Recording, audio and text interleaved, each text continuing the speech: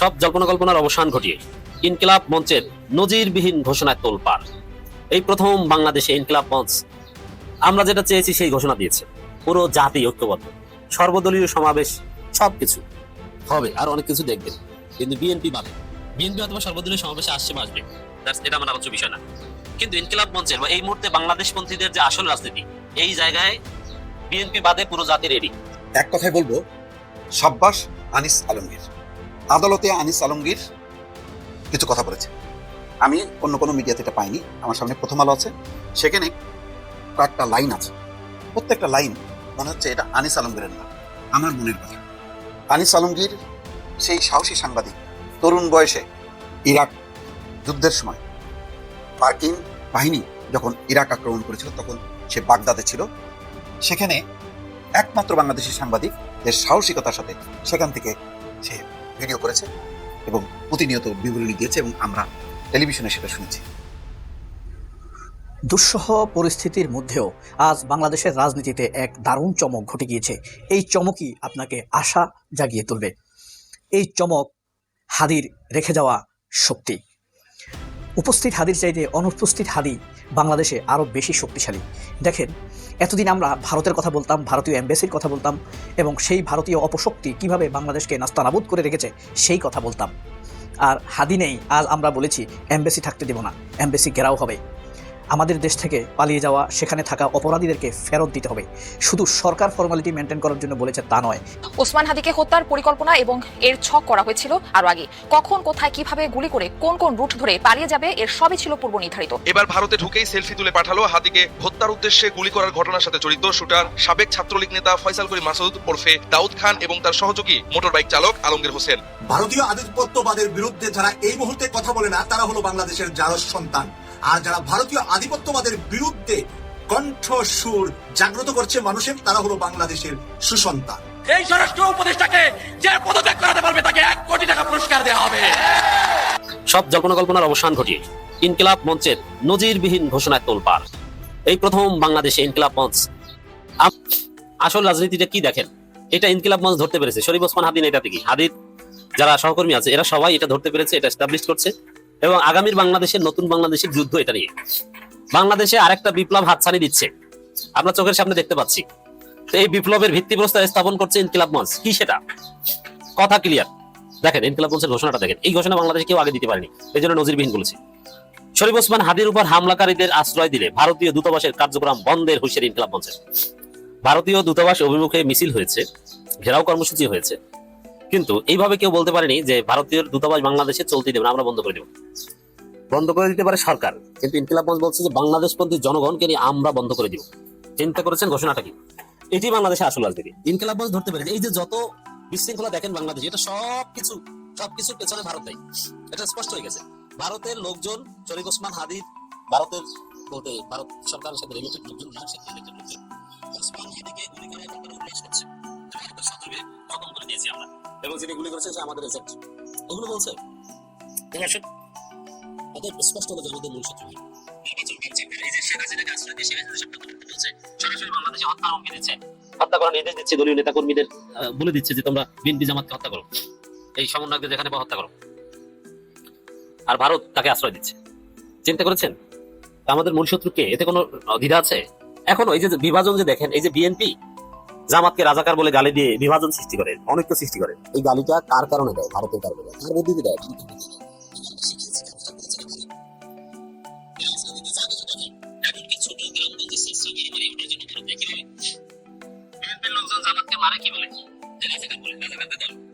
এখন রাজাকারদের দল এই গালিটা শিখিয়েছে ভারত। অবশ্য বিএনপি কোনোদিন তো এই কাজ করেনি, এখন করছে। তাহলে বাংলাদেশের যত সংকট, শরীফ ওসমান হাদির উপর গুলি করা থেকে শুরু করে নির্বাচন বানচাল চেষ্টা, বিশৃঙ্খলা, সন্ত্রাস, প্রত্যেকদিন 2-1টা বাসে আগুন দেওয়া, এগুলো সব কিছুর পেছনে ভারত দায়ী।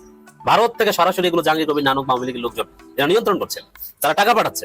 এটি চট্টগ্রামের শাহজাহান চৌধুরী বলেছিলেন জামাত নেতা, যে ভারত থেকে এগুলো বস্তায় বস্তায় টাকা আসছে, অস্ত্র আসছে। অতএব আমাদের বাংলাদেশপন্থী আসল রাজনীতি ভারতকে শায়েস্তা করার রাজনীতি, এই বিপ্লবটা লাগবে। এখন ভারতকে শায়েস্তা করা, আমরা তো পাশাপাশি ভারত থেকে স্বাধীন হয়েছে, ভারত থেকে স্বাধীন হলো, ভারতকে শায়েস্তা করতে পারি। মানে শায়েস্তাটা কিভাবে করা যায়? শায়েস্তা করার থিওরি একটাই, সেটা হচ্ছে হাসিনাকে ফেরত দিতে হবে এবং হাদির উপর গুলিকারীদের ধরে ফেরত দিতে হবে, কামালকে ফেরত দিতে হবে, আওয়ামী লীগ নেতাদের ফেরত দিতে হবে। যদি না দেয়, ভারতের সাথে বাংলাদেশের কূটনৈতিক সম্পর্ক থাকবে না। আমি একদিন আগে বলেছিলাম, আপনারা শুনেছেন, ভারতের সাথে বাংলাদেশের কূটনৈতিক সম্পর্ক থাকবে না, প্রয়োজনে ছিন্ন করতে হবে। ক্লিয়ার কথা। এই কথা ইনকিলাব মঞ্চ বলেছে। এই জন্য বাংলাদেশে আমাদের আগের বিপ্লবকে পূর্ণতা দিতে যে আরেকটা ছোটখাটো বিপ্লব দরকার, এটার মূল পয়েন্ট হচ্ছে ইনকিলাব মঞ্চ এটা বলেছে, ভারতীয় দূতাবাস বন্ধ করে দেওয়া, ভারতের সাথে সম্পর্ক ছিন্ন করা। তাহলে ভারত লাইনে আসবে। ভারতের সাথে সম্পর্ক ছিন্ন করা, প্রেশারাইজ করা, এগুলোর মধ্য দিয়ে হাসিনাকে ফেরত আনার চেষ্টা করতে হবে, যাতে ভারত এই সম্পর্ক ছিন্ন করার ঘোষণা দিলে, প্রণয় বর্মাকে পার্সোনাল নন গ্রেটা ঘোষণা করলে, বা এগুলোর ভয়ে হাসিনাকে, কামালকে ফেরত দেয়, ওসমান হাদির উপর গুলিকারীদের ফেরত দেয়। তো দর্শক, এটা হচ্ছে আসল কথা। ইনকিলাব মঞ্চের আহ্বায়ক শরীফ ওসমান হাদির উপর হামলাকারীরা যদি ভারতে পালিয়ে গিয়ে থাকে এবং ভারত সরকার যদি তাদের আশ্রয় দেয় বা ফেরত না দেয়, তাহলে বাংলাদেশে ভারতীয় দূতাবাসে কোনো কার্যক্রম পরিচালনা করতে দেওয়া হবে না। বক্তব্যটা দেখেন, আমরা সম্পর্ক চাই না, থাকা উচিত না, এগুলো কিন্তু কেউ বলছে না যে ভারতীয় দূতাবাসের কার্যক্রম পরিচালনা করতে দেওয়া হবে না, গায়ের জোরে বন্ধ করে দিব। ভারতের বিরুদ্ধে আমাদের যুদ্ধ, দূতাবাস বন্ধ করে দেওয়া কার বিরুদ্ধে? চূড়ান্ত শত্রুর বিরুদ্ধে। ভারত আমাদের শত্রু, বাংলাদেশ মন্ত্রীদের লড়াই এইটা। চ্যালেঞ্জ দিয়ে বলছি, বিএনপি কোশ্চিন কালো এই কথা বলতে পারবে না। আমি চ্যালেঞ্জ দিয়ে বলছি, এই হুবহু এই কথাটা বিএনপির কোন একজন সিনিয়র নেতার মাধ্যমে পারলে বলাম, কেউ বলতে পারবে না। বিএনপি কেউ বলুক পারলে যে শেখ হাসিনা, আসাদুজ্জামান খান, কামাল সহ অন্যান্য অপরাধীদের চুক্তি অনুযায়ী, এক্সট্রাডিশন ট্রিটি অনুযায়ী ফেরত না দিলে ভারতের সাথে সম্পর্ক ছিন্ন করতে হবে। বিএনপির একজন পারলে এই কথাটা বলুক। অথচ এটা চুক্তি, আইনের কথা। কারণ চুক্তি আছে, চুক্তি মানে আইন। আইনের সংজ্ঞা বুঝেন? What is international? আমি ইন্টারন্যাশনাল ল শুধু পড়িনি, পড়িয়েছি। ইন্টারন্যাশনাল লর একটা সোর্স হচ্ছে ট্রিটি, কন্ট্রাক্ট, এমওইউ। এটা আইনের মধ্যে পড়ে না, কারণ ওটার অব্লিগেশনস নেই। তো ভারতের সাথে যে ট্রিটি, এক্সট্রাডিশন ট্রিটি, ওটা আইন, ওটা একটা আইন, অব্লিগেশন, অব্লিগেটরি। সেই জায়গায় বিএনপি কেন এই আইনের কথা বলতে পারবে না? শেখ হাসিনার ফাঁসির রায়কে কেন্দ্র করে একটা টু শব্দ করতে পারলেন না তারেক রহমান, আর বিএনপি ভারতের বিরুদ্ধে কথা বলে। বিএনপি চলেই তো ভারতের কথায়, ভারতের ন্যারেটিভই তো বিএনপি রাজনীতি। বিএনপি তো মনেই করছে যে ভারত তাদেরকে ক্ষমতা এনে দিবে। অতএব ভারতের আধিপত্যবাদের বিরুদ্ধে যে চূড়ান্ত ডাক দিয়েছেন সব জল্পনা কল্পনার অবসান ঘটিয়ে ইনকিলাব মঞ্চ, এখানে বিএনপি এই মূল সংগ্রামে থাকতে পারবে না। জামাত, এনসিপি, চরমনাই থেকে শুরু করে ইসলামপন্থী জনতা, ইনকিলাব জনতা, 24-এর পক্ষের জনতা, তারা এই ঘটনা ঘটাবে। ভারতকে বাধ্য করতে হবে। আমরা চাই ইনকিলাব মঞ্চ এই উদ্যোগ নিবে, সরকারকে বাধ্য করবে, টাইম ঠিক করে দিবে, এই কয়েকদিনের মধ্যে হাসিনাকে ফেরত দিতে হবে, ফেরত নেওয়ার উদ্যোগ নিতে হবে। যদি না নেয়, তাহলে প্রথমে ভারতের দূতাবাস ঘেরাও কর্মসূচি, তারপরে ভারতের দূতাবাসে আমরা তালা মেরে আসবো। সরকার যদি মান সম্মান বাঁচাতে চায়, ইন্টারন্যাশনাল প্রোটোকল, ডিপ্লোম্যাটিক ইমিউনিটি যেটা আছে ভিয়েনা কনভেনশন 1961 অনুযায়ী, ওইটা যদি সরকার আপহোল্ড করতে চায়, তাহলে আগে ভাগে যেন ভারতের দূতাবাসকে বলে দেয় যে তোমরা বাড়ি যাও, বন্ধ। আর যদি না হয়, জনগণ কিন্তু দূতাবাসের নাট বল্টু খুলে এনে ধোলাই খালে বিক্রি করবে। অতএব ভারতের বিরুদ্ধে, ভারতের আধিপত্যবাদের বিরুদ্ধে এই লড়াই আমরা ইনকিলাব মঞ্চের সাথে, এটাই হচ্ছে আসল রাজনীতি আমাদের। এই ঘোষণাটা দিতে পেরেছে ইনকিলাব মঞ্চ, অন্য কারো এই ঘোষণা দেওয়ার সাহস ছিল না। এমনকি জামাত এই লড়াইয়ের সাথে থাকতে পারবে, কিন্তু এই ঘোষণা জামাতও দিতে পারবে না। এক কথায় বলবো, সাব্বাস আনিস আলমগীর। আদালতে আনিস আলমগীর কিছু কথা বলেছে, আমি অন্য কোনো মিডিয়াতে এটা পাইনি। আমার সামনে প্রথম আলো আছে, সেখানে কয়েকটা লাইন আছে, প্রত্যেকটা লাইন মনে হচ্ছে এটা আনিস আলমগীরের না, আমার মনের কথা।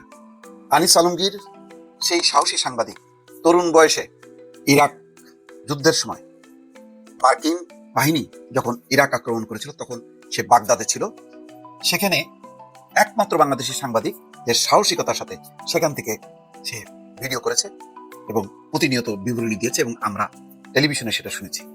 আজকে বহু বছর পর আবার সে আদালতে সাহসটা দেখালো এই অর্থে যে একজন সাংবাদিক কেমন হওয়া উচিত সেই কথা বলেছে। আমি আবারও বলি, পরিষ্কার করি, আনিস আলমগীরের মতাদর্শের সাথে আমি একমত না, কিন্তু সাংবাদিকতার যে এথিক্যাল পয়েন্ট, নীতি, সেই নীতিটা কিন্তু সে খুব জোরের সঙ্গে তুলে ধরেছে। আজকে দেখলাম সম্পাদক পরিষদ এইভাবে ডেকে নিয়ে ডিবি অফিসে আটক করে মামলা দিয়ে কারাগারে পাঠানো বা রিমান্ডে পাঠানোর নিন্দা জানিয়েছে। আমি আনিস আলমগীরের কথাগুলো আদালতে যা যা বলেছে দেখেন। মাননীয় আদালত, আমি সাংবাদিক, আমি ক্ষমতাকে প্রশ্ন করি, যারা ক্ষমতায় থাকে তাদেরকে প্রশ্ন করি।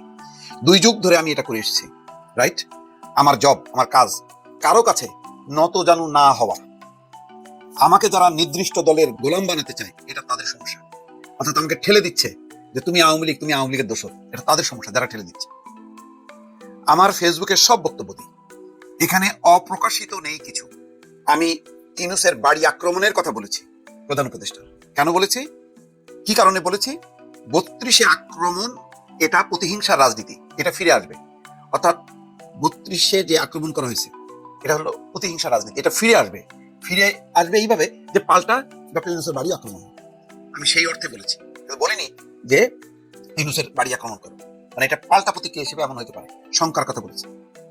আমি সেটা বলেছি। জুলাইয়ের স্পিরিট কিভাবে বাড়বে আমরা সেটা বলেছি। এখানে আমার ভুল কি হয়েছে আমি জানি না, আমার সঙ্গে কারো যোগসূত্র নেই। ডক্টর ইউনূস যদি চায় সারা বাংলাদেশকে কারাগার বানাতে পারে। দেখেন কি ভয়ঙ্কর কথা, এইটা তো ডক্টর ইউনূসের উদ্দেশ্যে বলার কথা না, অথচ ভাগ্যের নির্মম পরিহাস, অন্তর্বর্তী সরকারের প্রধান ডক্টর মোহাম্মদ ইউনূস, যিনি আন্তর্জাতিক খ্যাতিসম্পন্ন, যিনি পশ্চিমা মানবাধিকার, স্বাধীনতা, গণতান্ত্রিক অধিকারের দেশগুলো যার সমর্থন, সেই ইউনূস সরকারের সময় আনিস আলমগীর আদালতে দাঁড়িয়ে বলছে ডক্টর ইউনূস যদি চায় সারা বাংলাদেশকে কারাগার বানাতে পারে। অথচ মনে আছে প্রথম ভাষণ নিয়ে বলেছে যে আমাকেও সমালোচনা করতে পারেন প্রাণ খুলে, কোনো সমস্যা নেই। আজকে সমস্যা হয়ে গেল। কেন সমস্যা হয়ে গেল? কারা এর পেছনে কলকাঠি নাড়লো সেটাও দেখা দরকার। ভালো লাগলো অন্তত সাংবাদিকতার নীতি নৈতিকতার জায়গাটা সে তুলে ধরেছে। মতাদর্শ থাকবে, ভিন্ন ভিন্ন মতাদর্শ। আমার সাথে আনিস আলমগীর মিলবে না, আনিস আলমগীর সাথে আমার মিলবে না, অনেকের মিলবে না, কিন্তু ওই যে ক্ষমতাকে প্রশ্ন করা সাংবাদিকের কাজ চমৎকার ভাবে বলেছে। এটা দেখেন আনিস আলমগীর করেছে কিনা জানি না, কিন্তু এই কাজটা কিন্তু আমরা করে যাচ্ছি প্রতিনিয়ত। দর্শক ভালো থাকবেন, আল্লাহ হাফেজ। দুঃসহ পরিস্থিতির মধ্যেও আজ বাংলাদেশের রাজনীতিতে এক দারুণ চমক ঘটে গিয়েছে। এই চমকই আপনাকে আশা জাগিয়ে তুলবে। এই চমক হাদির রেখে যাওয়া শক্তি। উপস্থিত হাদির চাইতে অনুপস্থিত হাদি বাংলাদেশে আরও বেশি শক্তিশালী। দেখেন, এতদিন আমরা ভারতের কথা বলতাম, ভারতীয় এমবেসির কথা বলতাম, এবং সেই ভারতীয় অপশক্তি কিভাবে বাংলাদেশকে নাস্তানাবুদ করে রেখেছে সেই কথা বলতাম। আর হাদি নেই, আজ আমরা বলেছি এমবেসি থাকতে দেব না, এমবেসি ঘেরাও হবে। আমাদের দেশ থেকে পালিয়ে যাওয়া, সেখানে থাকা অপরাধীদেরকে ফেরত দিতে হবে। শুধু সরকার ফর্মালিটি মেনটেন করার জন্য বলেছে তা নয়, একথা উচ্চারিত হয়েছে প্রত্যেকটি মানুষের কাছ থেকে। এমনকি মাহফুজ আলম বলেন, সাদেক কাইয়ুম বলেন, শাহদিন বলেন, আপনার আসিফ মাহমুদ বলেন, মাহমুদুর রহমান বলেন, হাসনাত আবদুল্লাহ বলেন, সব এক কাতারে চলে এসেছে। শুধুমাত্র ফ্যাসিবাদী মৃত্যুর উল্লাস করা লোকরা ব্যতীত, যারা মৃত্যু নিয়ে উল্লাস করে রক্ত দেখে আনন্দিত হয়, শেখ হাসিনার মতো, আনিস আলমদের মতো, মঞ্জুরুল আলম পান্নাদের মতো, তারা ব্যতীত সবাই আবারও আশাবাদী হয়ে উঠেছে। হাদি ফিরবে ইনশাল্লাহ।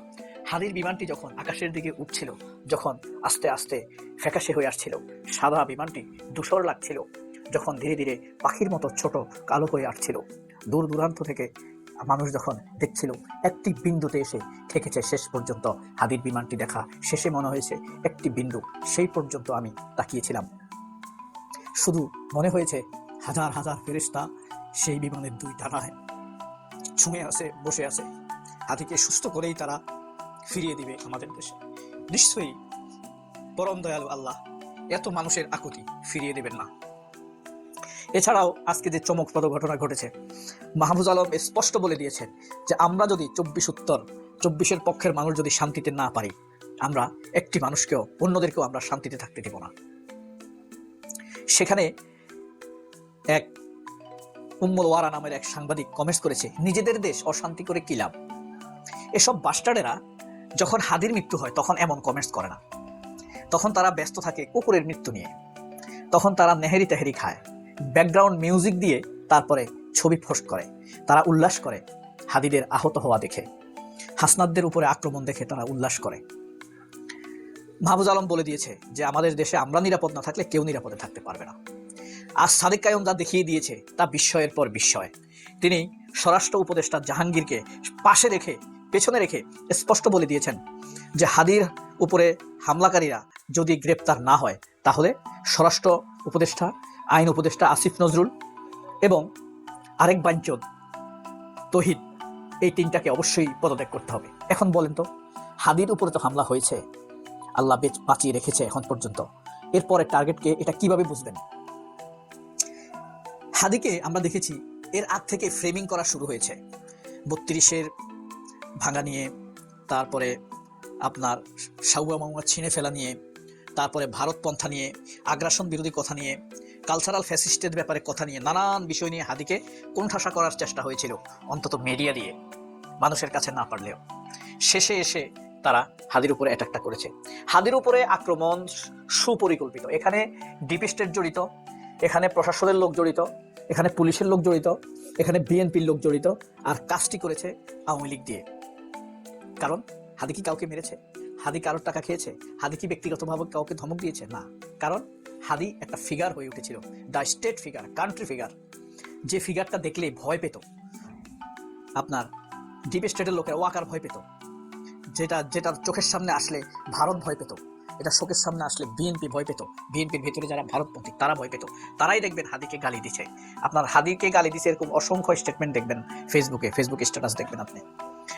এখন কাকে ফ্রেমিং করা হচ্ছে? আপনি আরেকটা জিনিস খেয়াল করলে দেখবেন, হাসান আব্দুল্লাহকে ফ্রেমিং করা হচ্ছে, ব্যারিস্টার ফুয়াদকে ফ্রেমিং করা হচ্ছে, কোণঠাসা করার চেষ্টা হচ্ছে, ব্যারিস্টার শাহরিয়ার কবিরকে কোণঠাসা করার চেষ্টা করা হচ্ছে, মাহমুদুর রহমানকে তো চেষ্টা করছেই, পারেনি, কিন্তু আক্রমণ থেমে থাকেনি। সাদিক কায়েমের ব্যাপারটা খেয়াল করেছেন? সাদিক কায়েম যাই করবে সব কিছুতে ফ্রেমিং করা হচ্ছে। এটা হলো সবচেয়ে আতঙ্কের বিষয়।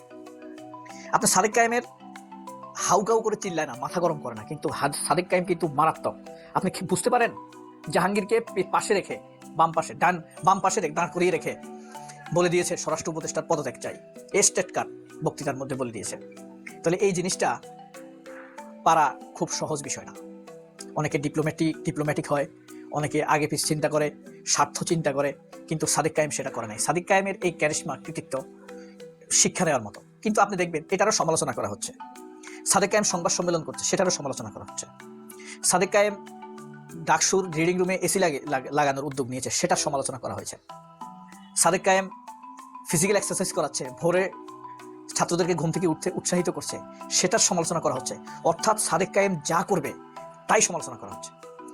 আপনার একটু চোখ বুলালে দেখবেন ঠিক ওসমান হাদিকে নিয়ে এমনটি করা হতো, গত 3 মাস যাবত এমনটি করা হয়েছে। ব্যারিস্টার ফুয়াদকে নিয়ে করা শুরু হয়েছে আরো আগ থেকেই। শাহরিয়ার কবিরকে গত 1 মাস যাবত শুরু করেছে। কখন থেকে? যখন যমুনা টিভিতে নিকোল তাকে অসম্মান করেছে, ফ্যাসিজম শো করেছে, নিজের অথরিটি দেখাইছে, এখানে কি হবে কি হবে না সেটা আমি বুঝবো। কি আশ্চর্য দেখেন, নিকোলকে কেউ কিছু বলে নাই, ব্যারিস্টার শাহরিয়ার কবিরকে ফ্রেম করা হচ্ছে। এখন একক ছত্র বিএনপি থেকে, আওয়ামী লীগ থেকে, ভারতীয় ফেজ থেকে, বাংলাদেশের সাংবাদিকদের ফেজ থেকে অনবরত এই সাদিক কায়েমকে ফ্রেমিং করা হচ্ছে। খুব সাবধান করে দিচ্ছি আমি, সাবধান করে দিচ্ছি না, আমিও সাবধান হচ্ছি। আমার যদি এজাজতে থাকে সাদিক কায়েমের নিরাপত্তা বিধান করা, একটু ভূমিকা রাখা, সেটাকে আমি রাখবো না? 24-এর শক্তি, তার উপরে প্রিসাইজ শক্তি, একটা আদর্শ ছেলে, বিড়ি খায় না, সিগারেট খায় না, অকমলিন আড্ডা দেয় না, সার্বক্ষণিক নিজের কাজ এবং দায়িত্ব নিয়ে ভাবে। এর বাইরে তার সে চিন্তাই করে না কিভাবে একটা ছেলে ভালো হবে, কিভাবে একটা ছেলে নামাজি হবে, কিভাবে ঢাকসুর ছেলে একটু ভালো থাকবে, কিভাবে ঢাকা ইউনিভার্সিটিতে হল করে যাবে, কিভাবে আরামে লাইব্রেরিতে পড়তে পারবে, কিভাবে ঘুমাতে পারবে, এসবই তো সে ভাবছে। এর বাইরে তো ভাবনা নাই তার। অন্যদের মতো তো প্রেম প্রীতি এসবে নাই। তারপরেও তাকে নিয়ে ফ্রেমিং করা হচ্ছে, খেয়াল করেছেন? সুতরাং সাবধান আমাদের সবাইকে আরো বেশি হতে হবে। আর আমাদেরকে রক্ষার জন্য তো আমাদের মহামহিম আল্লাহ তাআলা আছে তার অপরিসীম নাজ নেয়ামত, আছে চারপাশের ভালো মানুষেরা, আছে অদৃশ্য আল্লাহর পাঠানো ফেরেশতারা। আল্লাহ হাফেজ, আসসালামু আলাইকুম। ভারতীয় আধিপত্যবাদ বাংলাদেশকে কি করতে চা, বাংলাদেশের মানুষের ইমান, আকীদা, ইসলামের বিশ্বাস থেকে তুলে নিয়ে বাংলাদেশের আমাদের সন্তানদেরকে কুপথে পরিচালনার জন্য তারা বাংলাদেশের ভিতরে একাধিক রাস্তা দিয়ে, বর্ডার দিয়ে বাংলাদেশে বিভিন্ন ধরনের হাশিশ, হিরোইন থেকে শুরু করে বিভিন্ন মাদক প্রতিদিন ঢুকাচ্ছে, যাতে করে বাংলাদেশের তরুণ তরুণীরা নষ্ট হয়ে যা। আর এই তরুণ তরুণীদের নষ্ট হওয়ার প্রতিবাদ যারা করবে তারা হবে সুসন্তান, আর যারা প্রতিবাদ না করবে তারাই বাংলাদেশের জারজ সন্তান।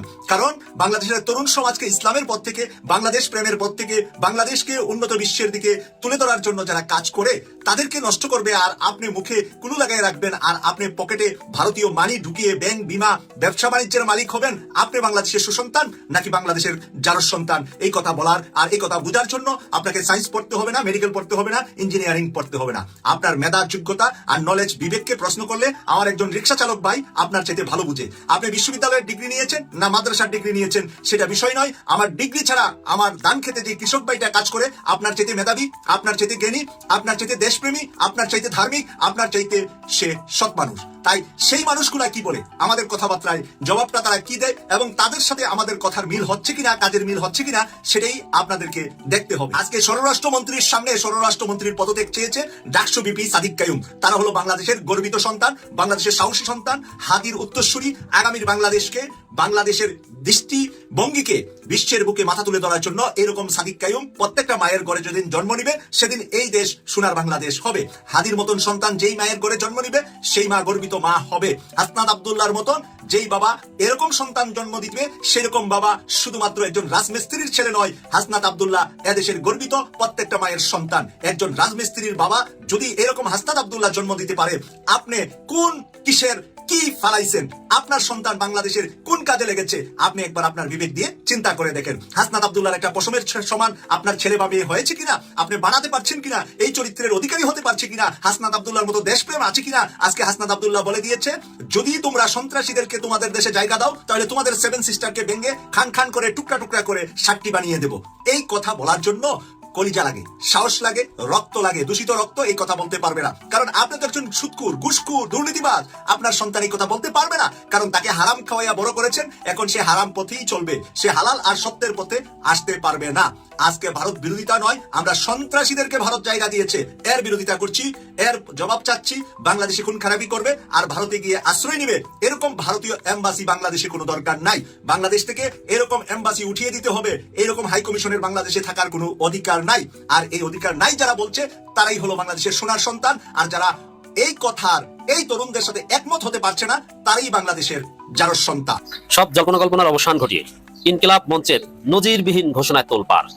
এই প্রথম বাংলাদেশে ইনকিলাব মঞ্চ আমরা যেটা চেয়েছি সেই ঘোষণা দিয়েছে। পুরো জাতি ঐক্যবদ্ধ, সর্বদলীয় সমাবেশ, সবকিছু হবে, আর অনেক কিছু দেখবেন।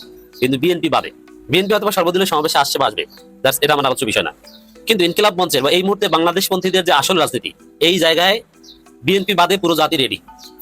আসল রাজনীতিটা কি দেখেন, এটা ইনকিলাব মঞ্চ ধরতে পেরেছে। শরীফ ওসমান হাদি নেতা থেকে হাদির যারা সহকর্মী আছে এরা সবাই এটা ধরতে পেরেছে, এটা এস্টাবলিশ করছে।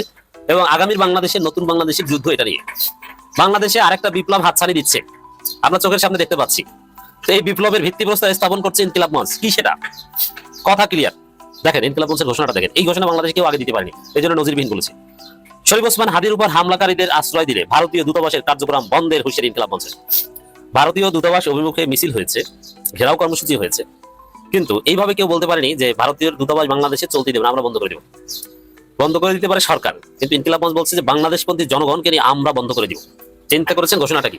এটি বাংলাদেশে আসল রাজনীতি। ইনকিলাব মঞ্চ ধরতে পেরেছে এই যে যত বিশৃঙ্খলা দেখেন বাংলাদেশে, এটা সবকিছুর পেছনে ভারতেই, এটা স্পষ্ট হয়ে গেছে। ভারতের লোকজন, শরীফ ওসমান হাদির, ভারতের বলতে ভারত সরকারের সাথে রিলেটেড লোকজন, রয়ের সাথে রিলেটেড লোকজন ওসমান হাদিকে গুলি করার পর তারা উল্লাস করছে যে ভারতের শত্রুকে খতম করে দিয়েছি আমরা, এবং যিনি গুলি করেছে সে আমাদের এজেন্ট, এগুলো বলছে। তো দর্শক, অতএব স্পষ্ট হলো যে আমাদের মূল শত্রু ভারত। নির্বাচন বানচাল করা, এই যে শেখ হাসিনাকে আশ্রয় দিয়ে শেখ হাসিনা যেসব কথাবার্তা বলছে, সরাসরি বাংলাদেশে হত্যার হুমকি দিচ্ছে, হত্যা করার নির্দেশ দিচ্ছে, দলীয় নেতাকর্মীদের বলে দিচ্ছে যে তোমরা বিএনপি জামাতকে হত্যা করো, এই সমন্বয়কদের যেখানে হত্যা করো, আর ভারত তাকে আশ্রয় দিচ্ছে। চিন্তা করেছেন আমাদের মূল শত্রুকে? এতে কোনো দ্বিধা আছে? এখনো এই যে বিভাজন যে দেখেন, এই যে বিএনপি জামাতকে রাজাকার বলে গালি দিয়ে বিভাজন সৃষ্টি করে, অনৈক্য সৃষ্টি করে, এই গালিটা কার কারণে দেয়? ভারতের কারণে দেয়। কার বুদ্ধিতে দেয়? ভারতের বুদ্ধি দেয়। এই গালিটা শিখিয়েছে কে, আবিষ্কার করেছে কে? ভারত। রাজনীতিতে যা কিছু দেখেন, এমনকি ছোট গ্রামগঞ্জের ছেঁচড়া মারামারি, ওটার জন্য ভারত দেয়। কিভাবে? বিএনপির লোকজন জামাতকে মারে কি বলে? যে রাজাকার বলে, রাজাকারদের দল। এখন রাজাকারদের দল এই গালিটা শিখিয়েছে কে? ভারত। অবশ্যই বিএনপি কোনোদিন তো এই কাজ করেনি, এখন করছে। তাহলে বাংলাদেশের যত সংকট, শরীফ ওসমান হাদির উপর গুলি করা থেকে শুরু করে নির্বাচন বানচাল চেষ্টা, বিশৃঙ্খলা, সন্ত্রাস, প্রত্যেকদিন দুই একটা বাসে আগুন দেওয়া, এগুলো সব কিছুর পেছনে ভারত দেয়। ভারত থেকে সরাসরি এগুলো জাহাঙ্গীর কবির নানক, আওয়ামী লীগের লোকজন এরা নিয়ন্ত্রণ করছে, তারা টাকা পাঠাচ্ছে। এটি চট্টগ্রামের শাহজাহান চৌধুরী বলেছিলেন, জামাত নেতা, যে ভারত থেকে এগুলো বস্তায় বস্তায় টাকা আসছে, অস্ত্র আসছে। অতএব আমাদের বাংলাদেশপন্থী আসল রাজনীতি ভারতকে শায়েস্তা করার রাজনীতি। এই বিপ্লবটা লাগবে এখন ভারতকে শায়েস্তা করা। আমরা তো 5 বছর ভারত থেকে স্বাধীন হয়েছে, ভারত থেকে স্বাধীন হলো, ভারতকে শায়েস্তা করতে পারি। মানে শায়েস্তাটা কিভাবে করা যায়? শায়েস্তা করার থিওরি একটাই, সেটা হচ্ছে হাসিনাকে ফেরত দিতে হবে, এবং হাদির উপর গুলিকারীদের ধরে ফেরত দিতে হবে, কামালকে ফেরত দিতে হবে, আওয়ামী লীগ নেতাদের ফেরত দিতে হবে। যদি না দেয়, ভারতের সাথে বাংলাদেশের কূটনৈতিক সম্পর্ক থাকবে না। আমি একদিন আগে বলেছিলাম, আপনারা শুনেছেন, ভারতের সাথে বাংলাদেশের কূটনৈতিক সম্পর্ক থাকবে না, প্রয়োজনে ছিন্ন করতে হবে। ক্লিয়ার কথা। এই কথা ইনকিলাব মঞ্চ বলেছে এই জন্য বাংলাদেশে আমাদের আগের বিপ্লবকে পূর্ণতা দিতে যে আরেকটা ছোটখাটো বিপ্লব দরকার, এটার মূল পয়েন্ট হচ্ছে ইনকিলাব মঞ্চ যেটা বলেছে, ভারতীয় দূতাবাস বন্ধ করে দেওয়া, ভারতের সাথে সম্পর্ক ছিন্ন করা। তাহলে ভারত লাইনে আসবে। ভারতের সাথে সম্পর্ক ছিন্ন করা, প্রেশারাইজ করা, এগুলোর মধ্য দিয়ে হাসিনাকে ফেরত আনার চেষ্টা করতে হবে, যাতে ভারত এই সম্পর্ক ছিন্ন করার ঘোষণা দিলে, প্রণয় বর্মাকে পার্সোনাল নন গ্রেটা ঘোষণা করলে, বা এগুলোর ভয়ে হাসিনাকে, কামালকে ফেরত দেয়, ওসমান হাদির উপর গুলিকারীদের ফেরত দেয়। তো দর্শক, এটা হচ্ছে আসল কথা। ইনকিলাব মঞ্চের আহ্বায়ক শরীফ ওসমান হাদির উপর হামলাকারীরা যদি ভারতে পালিয়ে গিয়ে থাকে এবং ভারত সরকার যদি তাদের আশ্রয় দেয় বা ফেরত না দেয়, তাহলে বাংলাদেশে ভারতীয় দূতাবাসে কোনো কার্যক্রম পরিচালনা করতে দেওয়া হবে না। বক্তব্যটা দেখেন, আমরা সম্পর্ক চাই না, থাকা উচিত না, এগুলো কিন্তু কেউ বলছে না যে ভারতীয় দূতাবাসের কার্যক্রম পরিচালনা করতে দেওয়া হবে না। গায়ের জোরে বন্ধ করে দিব। ভারতের বিরুদ্ধে আমাদের যুদ্ধ, দূতাবাস বন্ধ করে দেওয়া কার বিরুদ্ধে? চূড়ান্ত শত্রুর বিরুদ্ধে। ভারত আমাদের শত্রু, বাংলাদেশ বন্দীদের লড়াই এটা। চ্যালেঞ্জ দিয়ে বলছি, বিএনপি কোশ্চিন কালো এই কথা বলতে পারবে না। আমি চ্যালেঞ্জ দিয়ে বলছি, এই হুবহু এই কথাটা বিএনপির কোনো একজন সিনিয়র নেতার মাধ্যমে পারলে বলান, কেউ বলতে পারবে না। বিএনপি কেউ বলুক পারলে যে শেখ হাসিনা, আসাদুজ্জামান খান, কামাল সহ অন্যান্য অপরাধীদের চুক্তি অনুযায়ী, এক্সট্রাডিশন ট্রিটি অনুযায়ী ফেরত না দিলে ভারতের সাথে সম্পর্ক ছিন্ন করতে হবে। বিএনপির একজন পারলে এই কথাটা বলুক। অথচ এটা চুক্তি, আইনের কথা। কারণ চুক্তি আছে, চুক্তি মানে আইন। আইনের সংজ্ঞা বুঝেন? What is international? আমি ইন্টারন্যাশনাল ল শুধু পড়িনি, পড়িয়েছি। ইন্টারন্যাশনাল লর একটা সোর্স হচ্ছে ট্রিটি, কন্ট্রাক্ট, এমওইউ। এটা আইনের মধ্যে পড়ে না, কারণ ওটা অব্লিগেশনস নেই। তো ভারতের সাথে যে ট্রিটি, এক্সট্রাডিশন ট্রিটি, ওটা আইন, ওটা একটা আইন, অব্লিগেশন, অব্লিগেটরি। সেই জায়গায় বিএনপি কেন এই আইনের কথা বলতে পারবে না? শেখ হাসিনার ফাঁসির রায়কে কেন্দ্র করে একটা টু শব্দ করতে পারলেন না তারেক রহমান। হ্যাঁ, বিএনপি ভারতের বিরুদ্ধে কথা বলে, বিএনপি চলেই তো ভারতের কথায়, ভারতের ন্যারেটিভই তো বিএনপি রাজনীতি। বিএনপি তো মনেই করছে যে ভারত তাদেরকে ক্ষমতা এনে দিবে। অতএব ভারতের আধিপত্যবাদের বিরুদ্ধে যে চূড়ান্ত ডাক দিয়েছেন সব জল্পনা কল্পনার অবসান ঘটিয়ে ইনকিলাব মঞ্চ, এখানে বিএনপি এই মূল সংগ্রামে থাকতে পারবে না। জামাত, এনসিপি, চরমনাই থেকে শুরু করে ইসলামপন্থী জনতা, ইনকিলাব জনতা, 24-এর পক্ষের জনতা, তারা এই ঘটনা ঘটাবে। ভারতকে বাধ্য করতে হবে। আমরা চাই ইনকিলাব মঞ্চ এই উদ্যোগ নেবে, সরকারকে বাধ্য করবে, টাইম ঠিক করে দিবে, এই কয়দিনের মধ্যে হাসিনাকে ফেরত দিতে হবে, ফেরত নেওয়ার উদ্যোগ নিতে হবে। যদি না নেয়, তাহলে প্রথমে ভারতের দূতাবাস ঘেরাও কর্মসূচি, তারপরে ভারতের দূতাবাসে আমরা তালা মেরে আসবো। সরকার যদি মান সম্মান বাঁচাতে চায়, ইন্টারন্যাশনাল প্রোটোকল, ডিপ্লোম্যাটিক ইমিউনিটি যেটা আছে বিভিন্ন কনভেনশন 1961 অনুযায়ী, ওটা যদি সরকার আপহোল্ড করতে যায়, তাহলে আগে ভাগে যেন ভারতের দূতাবাসকে বলে দেয় যে তোমরা বাড়ি যাও। Bangladesh is very crucial and Awami League has to be there. অর্থাৎ Bangladesh becomes a scapegoat for India, মানে তাদের স্বার্থের জন্য, এবং বাংলাদেশটাকে একদম শেষ করে দিলে হলো বাংলাদেশকে তাদের আওতায় রাখতে হবে। Ladies and gentlemen, this is their plan and so these are dangerous. Right now, সবচেয়ে আমরা হাদির অবস্থা সর্বশেষ জানলাম, বলা হচ্ছে যে হাদিকে সিঙ্গাপুরে পাঠানো হচ্ছে। উই ওয়ান্টেড ইট, এবং পুরস্কার ঘোষণা করা হয়েছে, উই ওয়ান্টেড দ্যাট টু। অর্থাৎ কিন্তু সরকারের পক্ষ থেকে গরম এবং বিক্ষুব্ধ স্টেটমেন্ট আসতেছে এনসিপির হাসনাত আব্দুল্লাহ সহ ফুয়াদ সাহেব, এদের কাছ থেকে। কিন্তু সরকারের কাছ থেকে যে ধরনের স্টেটমেন্ট আসা দরকার আসতেছে না। এভাবে হবে না, এভাবে পলিটিক্স হয় না। এটা আপনি দেখেন, একটু আগে আমি একটা জিনিস শেয়ার করেছি, ইউটিউবেও করব। আমেরিকান ডিফেন্স সেক্রেটারি বলেছেন যে কোনো আমেরিকানকে, মার্কিন কোনো নাগরিককে ক্ষতিগ্রস্ত করার চেষ্টা করা হলে আপনার 14 বংশের গুম হারাম করে দেওয়া হবে, ক্ষতিগ্রস্ত হবে। এটা বলেছেন উনি। এই ধরনের কথাবার্তা বলতে হবে, এটা রাজনীতি। এখানে কিছু কিছু ক্ষেত্রে মাঝে মাঝে বলতে হয়। আমরা সরকারের কাছ থেকে যে ধরনের জিমিয়ে পড়া মানে স্টেটমেন্ট আসতেছে, I am so upset about that. এবং আমি মনে করি মানে আমাদের অনেক পরিবর্তন দরকার, এবং এই পরিবর্তনের বাহিরে এই 2 মাসেও দেশকে রক্ষা করা যাবে না। এবং আমি বিশ্বাস করেন, হাদির উপরে গুলি বর্ষণের পরেও কিছুই হবে না আপনার বাংলাদেশের পরিবর্তন, এবং আওয়ামী লীগের কোনো পজিটিভ দিক নাই নেগেটিভ ছাড়া। কিন্তু এটাকে ট্যাকল করে ঐক্য বজায় রেখে দেশটাকে এগিয়ে নিয়ে যাওয়ার যে ক্রিয়া, আমরা যেটা বলি, I don't see that honestly speaking. এবং someone got to resign by taking the responsibility of this attack. Someone got to take the responsibility and resign if they have crossed the border. It is unacceptable and unbelievable. এটা তারা এই ঘটনার পরে ঢাকা থেকে সাথে এসে চলে যায়নি বর্ডারে। এর ভিতরে মানে ইটস পসিবল, এটা দিনে দুপুরে এই সিসিটিভির যুগে হামলা করেছে।